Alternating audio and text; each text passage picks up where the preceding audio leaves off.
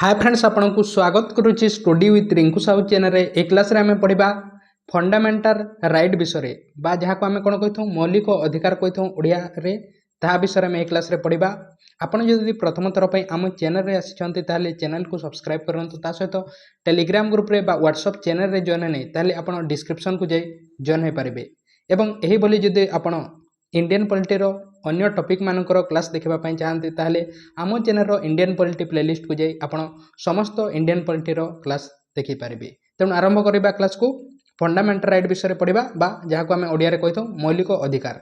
आम कन्स्टिट्यूशन रो को जगह लिखा जाय फंडामेंटल राइट विषय पार्ट 3 रे 3 नंबर पार्ट रे आम कन्स्टिट्यूशन रो लिखा जाय फंडामेंटल राइट विषय एवं आर्टिकल 12 रु 35 आर्टिकल 12 रु 35 आर्टिकल आमर फंडामेंटल राइट विषय लिखा जाय 12 एवं 12-13 आर्टिकल होची आमर इंट्रोडक्शन आर्टिकल अटे एवं कंक्लूजन आर्टिकल होची 33, 34 एवं 35 आर्टिकल। तेणु जदि एग्जाम रे आसे ताहले आपण 12 रु 35 आर्टिकल लिखिबे। एही आर्टिकल रे हमरो फंडामेंटल राइट विषय बा मौलिक अधिकार विषय लिखा जायछि। एहा को केउ जगह रो निया जायछि बा केउ कन्स्टिट्यूशन रो निया जायछि अमेरिका रो कन्स्टिट्यूशन रो निया जायछि। एवं अमेरिका रे कोन कहै जे फंडामेंटल राइट को बिल ऑफ राइट्स कहै जे। एवं फंडामेंटल राइट को आमे काहे कि फंडामेंटल राइट कहिथौ काहे कि फंडामेंटल राइट को फंडामेंटल राइट कहिथौ काहे कि ना से हमकु गारंटी प्रदान करथै। The fundamental rights are called fundamental because they are guaranteed as well as they are being protected by the constitution for all the citizen irrespective of caste, color, gender, place of birth। आपण जो cast रहंतु जो colour रे रहंतु आपण कला होंतु धला होंतु आपण mail होंतु female होंतु transgender होंतु जो जगह रे आपण जन्म नै थांतु समस्त को पई कोन अटे ए फंडामेंटल राइट समान अटे बा समस्त को कौन करें ग्यारंटी प्रदान करें। जदि आपण जदि फंडामेंटल राइट रो कहीं भायोलेसन करती ताहले आपण कौन करें 226 आर्टिकल अनुसार हाईकोर्ट को जाए केस करें एवं आर्टिकल 32 अनुसार आपण सुप्रीम कोर्ट को जाए केस करें। से फंडामेंटल राइट को कौन कहे फंडामेंटल राइट कहुए बा मौलिक अधिकार को मौलिक अधिकार कहुए। एवं से बी आर अम्बेडकर कौन कहते ये आर्टिकल 32 कहते heart and soul of constitution कहते हृदय एवं आत्मा अटे आम कॉन्स्टिट्यूशन रो कहते। The fundamental rights are judiciable justiciable in nature in case of violation of fundamental right all the citizen of India go to the supreme court of India. एवं यह फंडामेंटल राइटा कौन अटे आमर जुडिशिएबल राइट अटे बा जस्टिसेबल राइट अटे। यार जदि कहीं वायलेशन करती ताहले आमे कोर्ट को जापर किंतु आमर डीपीएसपी है फंडामेंटल ड्यूटी है ताहा आमर जस्टिसेबल बा जुडिशिएबल राइट नुहे कहीं ताहार कहीं वायलेसन कले आमे कोर्ट को जाई केस कर परिबा नाही। तेणु फंडामेंटल राइट रो कहीं वायलेसन कर दियंती ताहले आमे कोर्ट को जाई केस कर परिबा। सेति पई ताहाको कोन कहै जे जुडिशिएबल एवं जस्टिसेबल राइट कहै जे। प्रथमे आम कॉन्स्टिट्यूशन रे केतेटी फंडामेंटल राइट थिला 7टी फंडामेंटल राइट थिला। There were 7 fundamental right mention in the Indian constitution. एवं वर्तमान केतेटी फंडामेंटल राइट अछि 6टी फंडामेंटल राइट अछि वर्तमान आम पाखरे। एवं गोटे फंडामेंटल राइट को डिलीट कर दिया जायछि। एवं से फंडामेंटल राइट कोन कोन 7टी थिला किंतु वर्तमान 6टी अछि। राइट टू इक्वालिटी आर्टिकल 14 रु 18 रे लिखा जायछि। राइट टू फ्रीडम आर्टिकल 19 रु 22 रे लिखा जायछि। राइट अगेंस्ट एक्सप्लोटेशन आर्टिकल 23 एवं 24 रे लिखा जायछि। Right to freedom of religion हमरो धर्म ग्रहण करबा क्षेत्र रे हमको फ्रीडम दिया जायछि 25 रु 28 रे लिखा जायछि। कल्चरल एवं एजुकेशनल राइट आर्टिकल 29 एवं 30 रे लिखा जायछि। ए राइट टू प्रॉपर्टी यहाँ को डिलीट कर दिया जायछि 31 आर्टिकल थिला किंतु यहाँ को डिलीट कर दिया जायछि। एवं लास्ट ही होउछि हमरो राइट टू कॉन्स्टिट्यूशनल रेमेडीज को जगह लिखा जायछि आर्टिकल 32 रे। तेणु देखा गोटे गोटे फंडामेंटल राइट विषय प्रथम देखा यह राइट टू प्रॉपर्टी जोटा को डिलीट कर दिया जायछि। वर्तमान आम पाखरे यह फंडामेंटल राइट ना आर्टिकल 31 रे थिला किंतु यहाँ को डिलीट कर दिया जायछि। केबे डिलीट करागला 44 अमेंडमेंट एक्ट 1978 मसीह 44 अमेंडमेंट एक्ट 1978 मसीह यहाँ को डिलीट कर दिया गला। को आर्टिकल थिला 31 आर्टिकल थिला किंतु वर्तमान को जगह अछि 300 ए आर्टिकल रे अछि। एवं यह आमर कोन अटे लीगल राइट अटे। वर्तमान राइट टू प्रॉपर्टी होछि आमर गोटे लीगल राइट अटे। एवं 31 रे थिला डिलीट कर दिया गला। एवं एही समय आम देशर प्रधानमंत्री के थिले मोरारजी देसाई थिले एही समय प्रधानमंत्री थिले। एवं जोटा को आमर न्यू एड करा जाए जितेबाला आम कन्स्टिट्यूशन तैयारी करागला से समय केतेटी आर्टिकल थिला आमर 395टी आर्टिकल थिला एवं तापर जोटा को एड करा जायछि ताहाकू केमिति एड करा जाए एही कैपिटल ए चिन्ह द्वारा एड करा जाए। आमर आर्टिकल 12 रे कोन लिखा जायछि डेफिनेशन ऑफ स्टेट।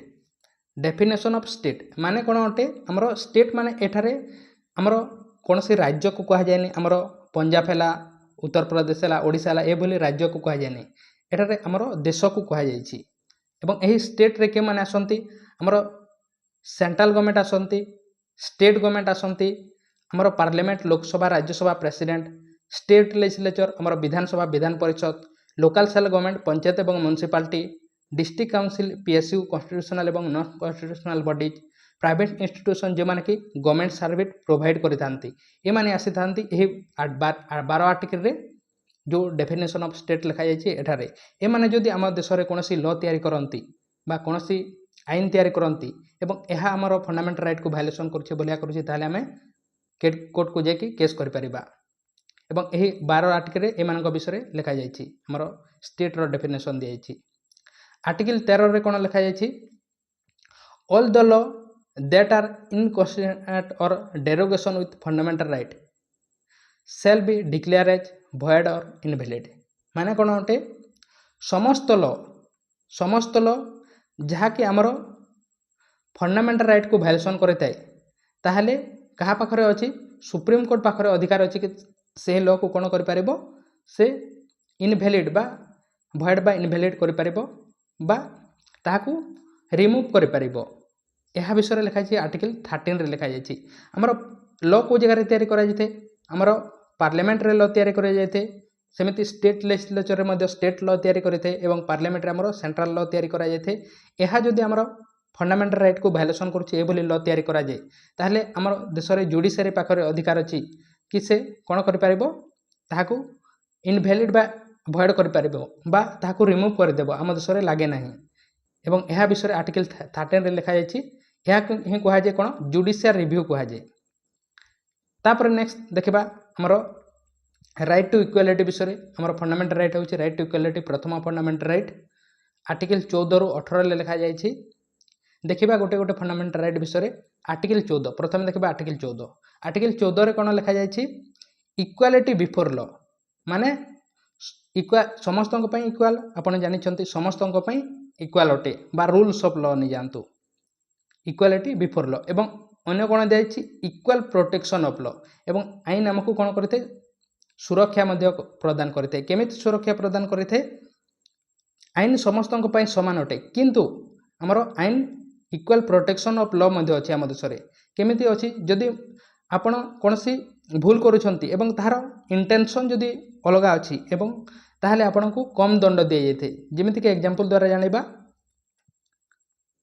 मन कर आपण जने लेडीजटे अटंती जने गर्लटे अटंती एवं आपण को कहीं जदि रेप करबा पे आसुछंती ताहले आपण कोन करिवे गोटे छुरीटे अछि एठारे जदि आपण पाखरे छुरीटे अछि बा कोनोसी जिनिस रे अछि ताहले आपण कोन करछंती एही पर्सन को आपण निजर सेल्फ डिफेंस पाई निजो को बंचाइबा पाई एही पर्सन को मर्डर कर देउछंती निजो को बंचाइबा पाई बा एही छुरी रे मारी देउछंती ताहले आपण को जने व्यक्ति को जो मर्डर करिवार दंड दिया जाए आपन को सही दंड दिया जीव नाही काहेकि ना आपण कोन पई मर्डर करूछंती ताहा देखा जाते ताहा कहीं कहा जाए एही समय हमर कोन करथे हमर कॉन्स्टिट्यूशन हमको कोन करथे प्रोटेक्शन दिया जाते यह कहीं कहा जाए equal protection of law equal आईन समस्त समान अटे किंतु आम देश में इक्वाल प्रोटेक्शन ऑफ लॉ अच्छी एवं यही इक्वालिटी बिफोर लॉ एवं इक्वाल प्रोटेक्शन ऑफ लॉ यह कहा पई बा यही इक्वालिटी बिफोर लॉ टी कहा पई लागि न थाए हमर प्रेसिडेंट एवं गवर्नर पई एक्सेप्ट दिया जायछि एवं इंग्लैंड रे को रूल्स ऑफ लॉ कहा जाय थाए एवं यह को एक्सेप्ट दिया जायछि कहा पई प्रेसिडेंट एवं गवर्नर राज्यर जो गवर्नर थांती से जेते बेले कार्य रे थांती से समय तांको एक्सेप्ट दिया जायछि यह तांको पाखरे लागू होई न थाए इक्वालिटी बिफोर लॉ एवं equal protection of law. Next देखिबा आर्टिकल 15 विषय आशा करछि आपण बुझी पारिथिबे आर्टिकल 15 देखिबा आर्टिकल 15 रे कोन लिखा जायछि prohibition of discrimination on the basis of religion caste colour gender एवं प्लेस ऑफ बर्थ आपण कहार के मध्य भेदभाव करि परिबे नै केउ क्षेत्र रे कोनोसी रिलीजन क्षेत्र रे कोनोसी कास्ट क्षेत्र रे कलर क्षेत्र रे जेंडर क्षेत्र रे आपण मेल हुअन्तु फीमेल हुअन्तु बा जो जगह रे जन्म नै थांतु प्लेस ऑफ बर्थ एही क्षेत्र रे आमे कहार के मध्य भेदभाव करि परिबा नाही। यह विषय आम कन्स्टिट्यूशन आर्टिकल 15 रे लिखा जाइछि। यार जदि केही भेदभाव करूछि ताहले आपण कोन करि परिबे केस करि परिबे। तापरे आर्टिकल 16 रे कोन लिखा जाइछि equality of opportunity in public employment रे कोन करा जाइते इक्वल अपॉर्चुनिटी प्रदान करा जाइते समस्तंकु सेथि पय इक्वल अपॉर्चुनिटी देबा पय कोन करा जाइते रिजर्वेशन दिया जाइते एवं रिजर्वेशनटा एही आर्टिकल 16 रु ही निया जाइछि एवं रिजर्वेशन दिया जाउछि। तेणु आर्टिकल 16 रे कोन लिखा जाइछि equality of opportunity in public employment. तापर नेक्स्ट देखिबा आर्टिकल 17 रे कोन लिखा जाइछि एबोलिशन ऑफ अनटचेबिलिटी आमे कहार को मध्य छुआ अछुआ भेदभाव करि परिबा नाही यह विषय आर्टिकल 17 रे लिखा जाइछि। तापर नेक्स्ट देखिबा आर्टिकल 18 रे कोन लिखा जाइछि एबोलिशन ऑफ टाइटल्स आमे निज ना आगरे कोनोसी टाइटल्स जेमिति कि डॉक्टर एही बोली लगाई थांती एही बोली आमे लगाई परिबा नाही केउ डिपार्टमेंट को छाड़ी एजुकेशनल एवं मिलिटरी डिपार्टमेंट को छाड़ी एमानकु एठारे एक्सेप्ट दिया जाइछि एमाने लगाई परिबे मिलिटरी डिपार्टमेंट बा एजुकेशनल डिपार्टमेंट माने लगाई परिबे। तापर नेक्स्ट देखिबा नेक्स्ट हमर फंडामेंटल राइट होउछि राइट टू फ्रीडम कोठार लिखा जाइछि आर्टिकल 19 रु 22 19 रु 22 आर्टिकल लिखा जाइछि एवं एठारे केतेटी फंडामेंटल राइट दिया जाइछि हमरो 5टी फंडामेंटल राइट अछि। देखिबा गोटे गोटे आर्टिकल विषय प्रथम देखिबा आर्टिकल 19 बा 19 आर्टिकल 19 रे कोन लिखा जाइछि 6 प्रकार हमरो फ्रीडम दिया जाइछि कोन दिया जाइछि फ्रीडम ऑफ स्पीच एवं एक्सप्रेशन आपण कोनोसी स्पीच दे पारबे एक्सप्रेशन करि पारबे एठारे प्रेस को मध्ये फ्रीडम दिया जाइछि आर्टिकल 19 रो ए पार्ट रे फ्रीडम ऑफ असेंबली आपण असेंबली गठन करि पारबे फ्रीडम टू फॉर्म एसोसिएशन कोनोसी संघ गठन करि पारबे फ्रीडम ऑफ मूवमेंट आपण मूवमेंट करि पारबे गोटे जगह अन्य जगह को फ्रीडम ऑफ रेसिडेंट कोनोसी जगह आपण रही पारबे बा सेटलमेंट होई पारबे फ्रीडम ऑफ ट्रेड आपण व्यवसाय करि पारबे जे कोनोसी आपण डॉक्टर होंतु जे कोनोसी आपण पुलिस होंतु टीचर होंतु बा जे कोनोसी आपण बिजनेसमैन होंतु जो मध्ये प्रोफेशन ग्रहण करि पारबे बिजनेस करि पारबे ए विषय आर्टिकल 19 रो जी रे लिखा जाइछि एवं फ्रीडम ऑफ प्रेस को जगह आसते आर्टिकल 19 ए रे आसीते एवं जेते बेले हमरो नेशनल इमरजेंसी लागि थाए 352 आर्टिकल अनुसार से समय कोन होते आर्टिकल 19 ऑटोमेटिकली सस्पेंड हो जाइते एग्जाम रे आसीते। तापर नेक्स्ट देखिबा नेक्स्ट आर्टिकल होछि आर्टिकल 20 आर्टिकल देखिबा आर्टिकल 20 रे कोन लिखा जाइछि protection in respect of conviction for offence माने कोन होते protection in respect of conviction for offence माने कोन होते हमको प्रोटेक्शन माने सुरक्षा प्रदान करा जाइते केउ क्षेत्र रे केउ रेस्पेक्ट क्षेत्र रे बा केउ क्षेत्र रे कन्वेंशन फॉर ऑफेंस माने अपराध मामला रे हमको कोन करा जाइते प्रोटेक्शन बा सुरक्षा प्रदान करा जाइते एठारे काहाको दे जेते जेमिति कि आम देश रे क्रिमिनल माने अछंती तांको सुरक्षा प्रदान करा जेते को क्षेत्र रे प्रोटेक्शन दिया जेते अपराध मामला रे तीन प्रकार तांको प्रोटेक्शन दिया जेते बा सुरक्षा दिया जेते क्रिमिनल मानकू तीन प्रकार right against expose factor law right against double jeopardy right against self incrimination याको इक्वेरो निया जाइछि आसंतु बुझिबा गोटे गोटे कोन ओटे right against expose factor law माने कोन ओटे प्रथम देखबा right against expose factor law माने कोन ओटे आईन चेंज हेबा सहित हमकू जो दंड दिया जाइते ताहा चेंज होई न थाई यह को कह जाए राइट अगेंस्ट क्यों क्षेत्र रे एक्सपोज फैक्टर लॉ अर्थात लॉ चेंज हेबा सहित हमर दंडटी मध्ये चेंज होई न थाई ए क्षेत्र रे हमकू राइट दिया जाइछि बा प्रोटेक्शन दिया जाइछि मने करो आपण जेते बेले मने करो गोटे आपण कोन करूछंती आपण जण को मर्डर कर देउछंती मर्डर करले कोन दिया जाइछि आपनको आगर कोन दिया जाउतला 10 वर्ष जेल दंड दिया जाउतला मने करो 10 वर्ष जेल दंड दिया जाउतला आपण जेते बेले मने करो 10टा पीएम रे आपण मर्डर करूछंती 10टा पीएम रे मर्डर करूछंती किंतु 11टा PM रे कौन होची यही नियमटी चेंज हो जाउची जो 10 वर्ष दंड दिया जाउथला मर्डर करिवार ताहा कौन कर दिया जाउची फांसी दंड दिया जाउची 11टा PM रे जो आईन चेंज होईची ता सहित ताहा अनुसार ये 11टा PM रे जो आईन चेंज होईची ता अनुसार ताहले आपनको फांसी दिया जिवो नाही काहेकि ना आपण जेते बेले जो भूल करथिबे बा जेते बेले मर्डर करिसंती 10टा PM रे से समय जोटा थिला 10 वर्ष जेल दंड यह ही आपको दिज्व यह को ही कहुए right against ex post facto law. तापर नेक्स्ट देखा राइट एगेन्स्ट डबल जिओपार्डी माने कौन गोटे राइट एगेन्स्ट आपन को राइट दि जाए क्यों क्षेत्र में डबल जिओपार्डी माने कौन गोटे आपन को गोटे भूल आपन को गोटे ही दंड दिज्व आपन को डबल दंड दिज्व ना यह कहुए right against double jeopardy right against ex post facto law माने बुझिपारे अर्थात आपण को लॉ चेंज होगा सहित आपण को जो पनिशमेंट थी ताहा चेंज हो ना। डबल जिओपार्डी माने गोटे भूल पे आपण को डबल दंड दिज्व ना। तापर नेक्स्ट होची राइट एगेन्स्ट क्यों एगेन्स्ट रे सेल्फ इनक्रिमिनेशन माने आपण निजे भूल करके निजे साक्षी हो पारे ना आपण निजे मर्डर कर आपण निजे साक्षी दे पारे ना यह ही कहुए राइट एगेन्स्ट सेल्फ इनक्रिमिनेशन यह को यह आर्टिकल आमर यूके रू नि तापर नेक्स्ट देखा आर्टिकल 21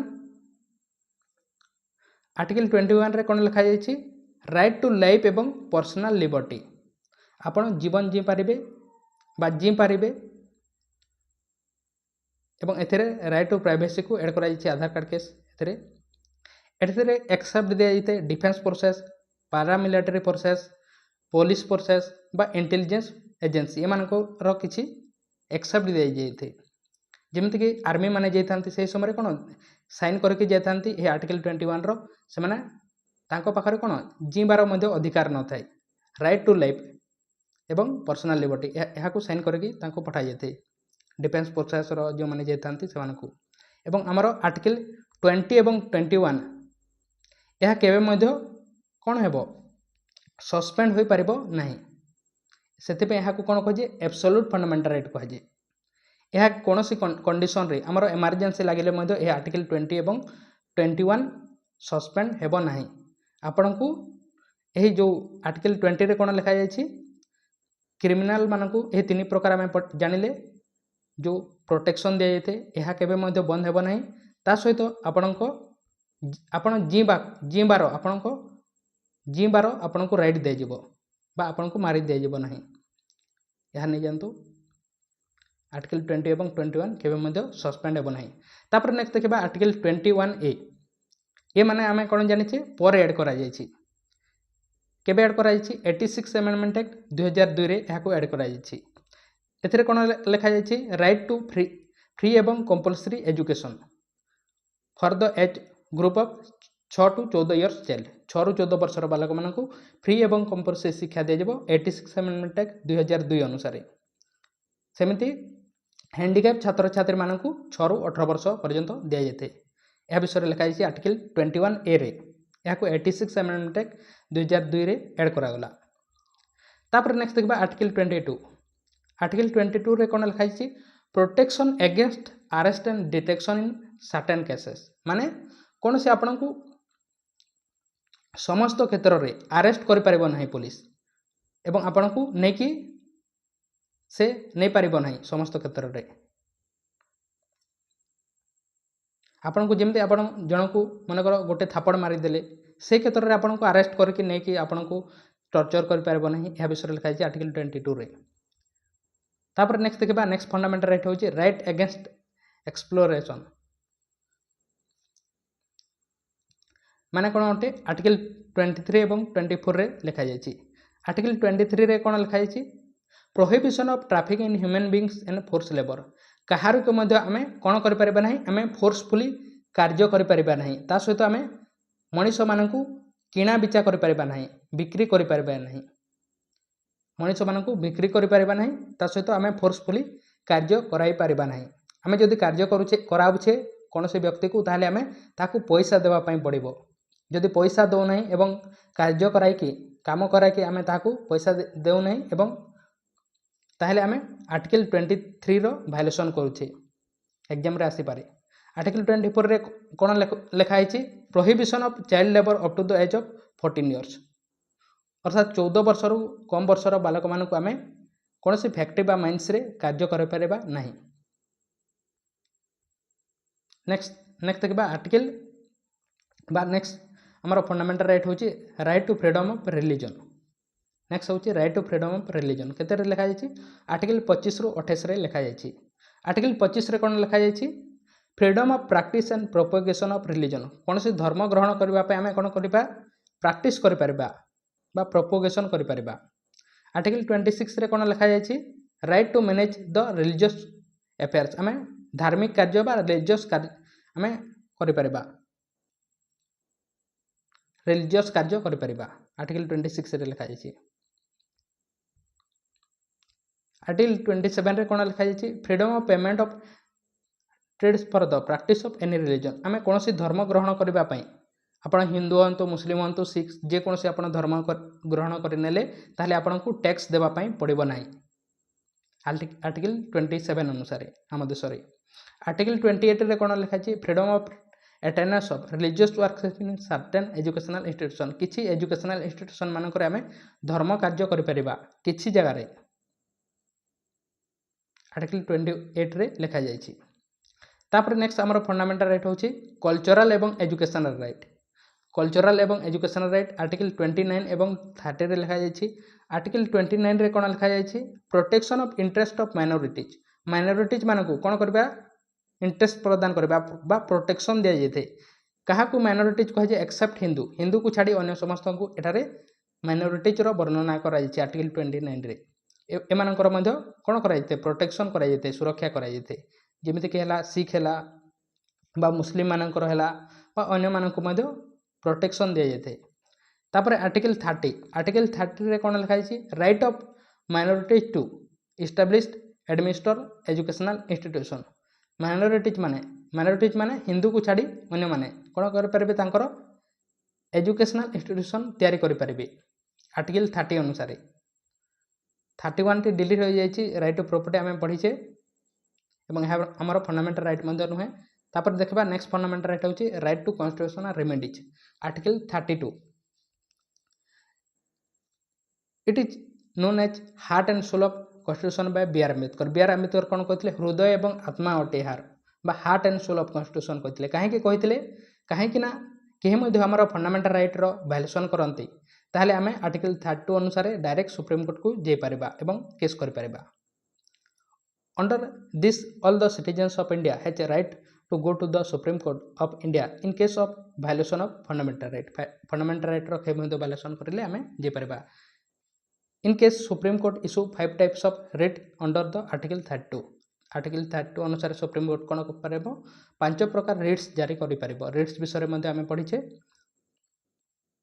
नेक्स्ट देखिबा हमरो फॉरेनर मानकू को फंडामेंटल राइट देइछे fundamental rights for foreigner article 14 article 20 21 21 22 23 24 25 26 27 और 28 यही आर्टिकल कौन कराइए आम इंडियन मानकू ता सहित फॉरेनर मानकू दि जाए किंतु अन्य जो फंडामेंटल राइट अच्छी ताहा आम पई केवल अटे।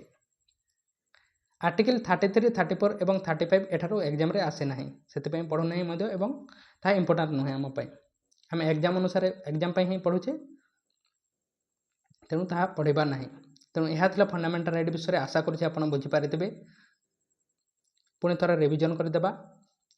आमर फंडामेंटल राइट विषय को जगह लिखा जाए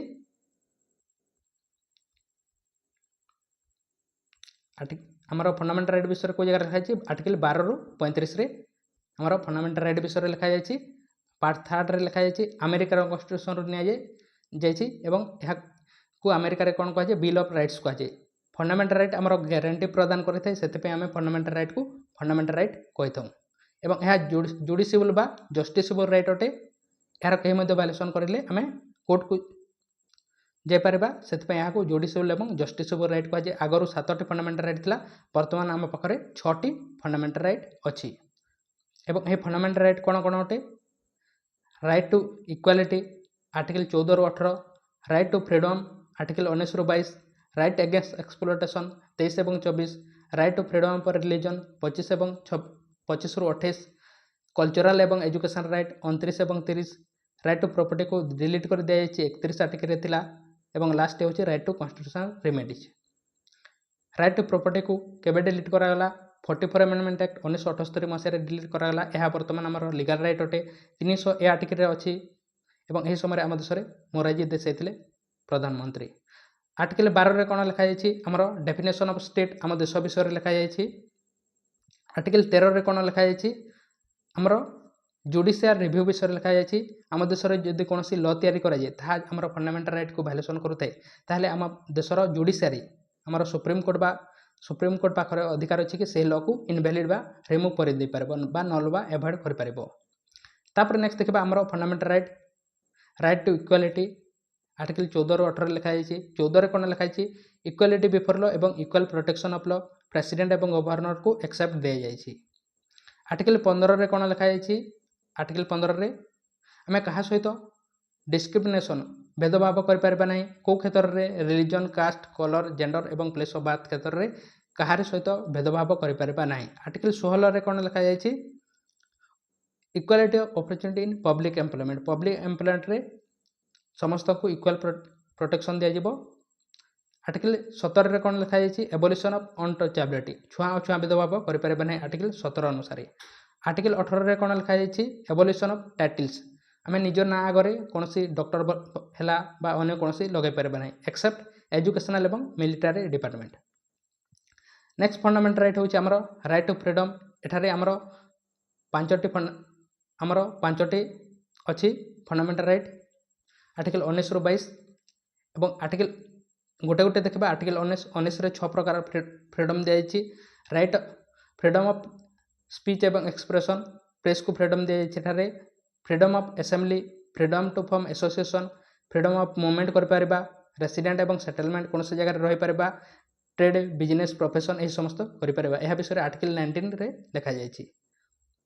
ଆର୍ଟିକଲ 19ଟି ଆମର ଏମର୍ଜେନ୍ସି କ୍ଷେତ୍ରରେ ନ୍ୟାସନାଲ ଏମର୍ଜେନ୍ସିରେ ଅଟୋମେଟିକାଲି ସସ୍ପେଣ୍ଡ ହୋଇଯାଇଥାଏ। ଆର୍ଟିକଲ 20ରେ କ'ଣ ଲେଖାଯାଇଛି? ପ୍ରୋଟେକ୍ସନ୍ ଦିଆଯିବ। କେଉଁ କ୍ଷେତ୍ରରେ? ଅପରାଧ ମାମଲାରେ ଆମର ରୁଲ୍ ଚେଞ୍ଜ ହେବା ସହିତ ଆମର ଦଣ୍ଡ ଚେଞ୍ଜ ହେବ ନାହିଁ, କାହାରିକୁ ମଧ୍ୟ ଡବଲ ଦଣ୍ଡ ଦିଆଯିବ ନାହିଁ, ନିଜେ ସାକ୍ଷୀ ହୋଇପାରିବ ନାହିଁ। ଏହା ବିଷୟରେ ଆର୍ଟିକଲ 20ରେ ଲେଖାଯାଇଛି। 21ରେ କ'ଣ ଲେଖାଯାଇଛି? ରାଇଟ୍ ଟୁ ଲାଇଫ୍ ଏବଂ ପର୍ସନାଲ ଲିବର୍ଟି ବିଷୟରେ ଲେଖାଯାଇଛି, ଏବଂ ଏଥିରେ defence force, paramilitary force, police force, intelligence agency ଏମାନଙ୍କୁ ଏକ୍ସେପ୍ଟ ଦିଆଯାଇଛି। ଆମର ଆର୍ଟିକଲ 20 ଏବଂ 21କୁ ଆବସଲ୍ୟୁଟ୍ ଫଣ୍ଡାମେଣ୍ଟାଲ ରାଇଟ୍ କୁହାଯାଏ, କାହିଁକିନା ଏହା କେବେ ମଧ୍ୟ ସସ୍ପେଣ୍ଡ ହୋଇନଥାଏ। 21A ରେ କ'ଣ ଲେଖାଯାଇଛି? ଆମର 86 ଆମେଣ୍ଡମେଣ୍ଟ ଅନୁସାରେ 2002 ମସିହାରେ ଏହାକୁ ଆଡ଼୍ କରାଗଲା, ଏବଂ 6ରୁ 14 ବର୍ଷର ବାଳକମାନଙ୍କୁ ଫ୍ରି ଏବଂ କମ୍ପଲସରି ଶିକ୍ଷା ଦିଆଯିବା ବିଷୟରେ ଲେଖାଯାଇଛି। ଆର୍ଟିକଲ 22ରେ କ'ଣ ଲେଖାଯାଇଛି? ଆର୍ଟିକଲ 22ରେ protection against arrest and detention in certain cases, ସମସ୍ତ କ୍ଷେତ୍ରରେ ଆମେ ଆରେଷ୍ଟ କରିପାରିବା ନାହିଁ ବା କାହାରିକୁ ମଧ୍ୟ ଆରେଷ୍ଟ କରିପାରିବ ନାହିଁ ପୋଲିସ। ରାଇଟ୍ ଏଗେନ୍ଷ୍ଟ ଏକ୍ସପ୍ଲୋଟେସନ୍ ବିଷୟରେ ଲେଖାଯାଇଛି। ନେକ୍ସଟ ଫଣ୍ଡାମେଣ୍ଟାଲ ରାଇଟ୍ ହେଉଛି ଆମର ରାଇଟ୍ ଏଗେନ୍ଷ୍ଟ ଏକ୍ସପ୍ଲୋଟେସନ୍, 23 ଏବଂ 24ରେ ଲେଖାଯାଇଛି। 23ରେ କ'ଣ ଲେଖାଯାଇଛି? Prohibition of trafficking in human beings ଏବଂ ଫୋର୍ସ ଲେବର, କାହାରିକୁ ମଧ୍ୟ ଆମେ କିଣା ବିକା କରିପାରିବା ନାହିଁ ଏବଂ ଫୋର୍ସଫୁଲି କାର୍ଯ୍ୟ କରିପାରିବା ନାହିଁ। ଆର୍ଟିକଲ 24ରେ କ'ଣ ଲେଖାଯାଇଛି? Prohibition of child labour up to the age of 14 years, 14 ବର୍ଷରୁ କମ୍ ବର୍ଷର ବାଳକମାନଙ୍କୁ ଆମେ କୌଣସି ଫ୍ୟାକ୍ଟ୍ରି ଏବଂ ମାଇନ୍ସରେ କାର୍ଯ୍ୟ କରିପାରିବା ନାହିଁ। ନେକ୍ସଟ ଆମର ଫଣ୍ଡାମେଣ୍ଟାଲ ରାଇଟ୍ ହେଉଛି right to freedom of religion, 25ରୁ 28ରେ ଲେଖାଯାଇଛି। 25ରେ କ'ଣ ଲେଖାଯାଇଛି? Freedom of practice propagation of religions, ଆମେ କୌଣସି ରିଲିଜନ୍ସର ପ୍ରାକ୍ଟିସ୍ କରିପାରିବା। ଆର୍ଟିକଲ 26ରେ କ'ଣ ଲେଖାଯାଇଛି? Right to manage religious affairs, ଆମେ ରିଲିଜିୟସ୍ କାର୍ଯ୍ୟ କରିପାରିବା, ଧାର୍ମିକ କାର୍ଯ୍ୟ କରିପାରିବା, 26ରେ ଲେଖାଯାଇଛି। ଆର୍ଟିକଲ 27ରେ କ'ଣ ଲେଖାଯାଇଛି? Freedom of payment of trade for the practice of any religious, କୌଣସି ଧର୍ମ ଗ୍ରହଣ କରିବା ପାଇଁ ହିନ୍ଦୁ ମୁସଲିମ୍ ଯେକୌଣସି ଧର୍ମ ଗ୍ରହଣ କରନ୍ତୁ ଆପଣଙ୍କୁ ରିଲିଜିୟସ୍ ଟ୍ୟାକ୍ସ ନିଆଯିବ ନାହିଁ। ଆର୍ଟିକଲ 28ରେ କ'ଣ ଲେଖାଯାଇଛି? Freedom of attendance of religious workers in certain educational institution, କିଛି ଏଜୁକେସନାଲ ଇନଷ୍ଟିଟ୍ୟୁସନ୍ ମାନଙ୍କରେ ଆମର ରିଲିଜିୟସ୍ କାର୍ଯ୍ୟ କରାଯିବ, ଏହା ବିଷୟରେ ଲେଖାଯାଇଛି 28 ଆର୍ଟିକଲରେ। ଆମର ନେକ୍ସଟ ଫଣ୍ଡାମେଣ୍ଟାଲ ରାଇଟ୍ ହେଉଛି କଲଚରାଲ ଏବଂ ଏଜୁକେସନାଲ ରାଇଟ୍, 29 ଏବଂ 30ରେ ଲେଖାଯାଇଛି। 29ରେ କ'ଣ ଲେଖାଯାଇଛି? ପ୍ରୋଟେକ୍ସନ୍ ଅଫ୍ ଇଣ୍ଟରେଷ୍ଟ ଅଫ୍ ମାଇନରିଟିଜ୍ ମାନଙ୍କର ପ୍ରୋଟେକ୍ସନ୍ କରାଯିବ, ହିନ୍ଦୁକୁ ଛାଡ଼ି ଅନ୍ୟମାନଙ୍କୁ ମାଇନରିଟିଜ୍ କୁହାଯାଏ। ଆର୍ଟିକଲ 30ରେ କ'ଣ ଲେଖାଯାଇଛି? Right of minorities to establish and administer educational institution आमर माइनॉरिटीज माने तांकर एजुकेशनल इंस्टीट्यूशन तैयारी करेंगे आर्टिकल 30 अनुसार 31 टी डिलीट कर दिया यह विषय में पढ़ीचे आर्टिकल 32 कौन लिखाई right to constitutional remedies heart and soul of constitution कहते बी आर आंबेडकर एवं आमर कहीं फंडामेंटल राइटर भायोलेसन करले आम आर्टिकल 32 अनुसार सुप्रीम कोर्ट को जाई केस कर सुप्रीम कोर्ट 5 प्रकार रिट जारी करें फरेनर मानक किसी आर्टिकल दि जाएगी 14, 20, 21, 21, 22, 23, 24, 25, 26, 27 और 28 तेणु यह था फंडामेंटल राइट विषय आशा करुँच आप बुझीपारे आपड़ जदि यह इंडियन पॉलिटी क्लास देखापी चाहते ताले आम चैनल इंडियन पॉलिटी प्लेलिस्ट को जाई आप क्लास को देखिपारे और एठार आसुवा क्वेश्चन को आम डिस्कसन करें फंडामेंटल राइट को आप क्लास को देखिपारे पॉलिटी प्लेलिस्ट को जाई तेणु थैंक यू चैनल को सब्सक्राइब करना है सब्सक्राइब करूँ टेलीग्राम ग्रुप रे बा व्हाट्सएप चैनल रे जॉइन नहीं डिस्क्रिप्शन को जाए जॉइन हो पारे और प्रतिदिन क्लास करें तेणु थैंक यू।